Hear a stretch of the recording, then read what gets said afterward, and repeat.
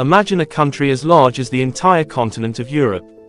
A country almost 2.5 times bigger than India. Yet, only 26 million people live there.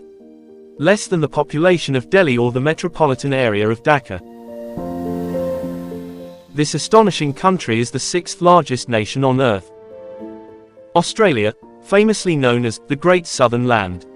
On average, only 3 people live in each square kilometer here, while the global average population density is 47 people per square kilometer.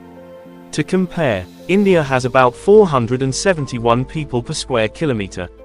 Bangladesh has over 1,200 people per square kilometer. Now here comes the real surprise. Most of Australia's 26 million people live in just 5 coastal cities: Sydney, Melbourne, Brisbane, Perth, and Adelaide. In fact, nearly 90% of Australians live along the eastern and southeastern coast, which makes up only 0.22% of Australia's total land area. So the big question is, why do people crowd into just a few coastal cities? Why is nearly 95% of Australia's vast land almost empty? In today's video, we uncover this mystery.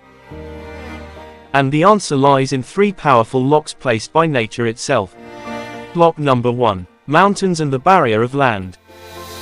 The Great Dividing Range. Along Australia's eastern coast stretches a massive mountain system called the Great Dividing Range.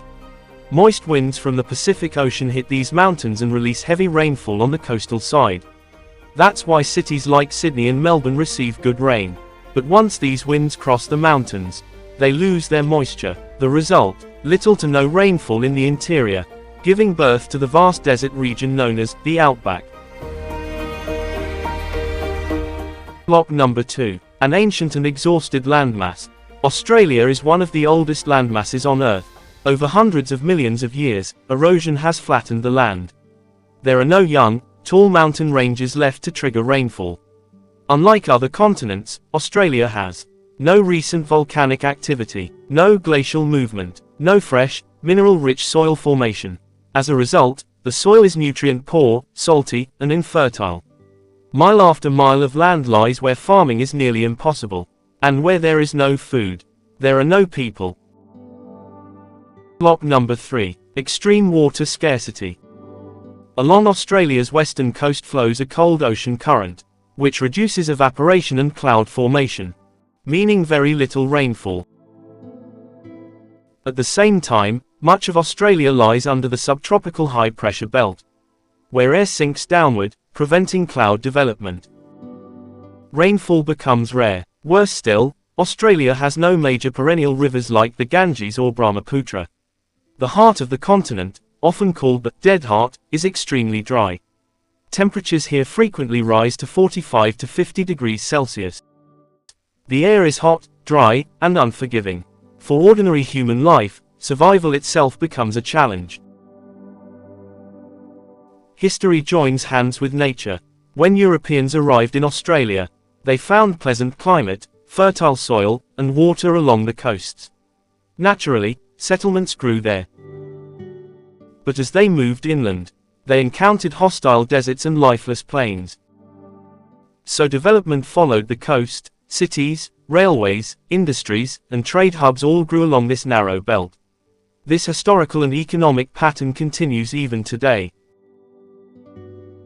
But is 95% of Australia really empty? Absolutely not. Empty simply means few people, not worthless land. This vast interior holds some of the richest mineral reserves in the world: iron, gold, uranium. Enormous cattle stations, some as large as entire countries. Most importantly, this land is the spiritual and cultural heart of Australia's Aboriginal and Torres Strait Islander peoples.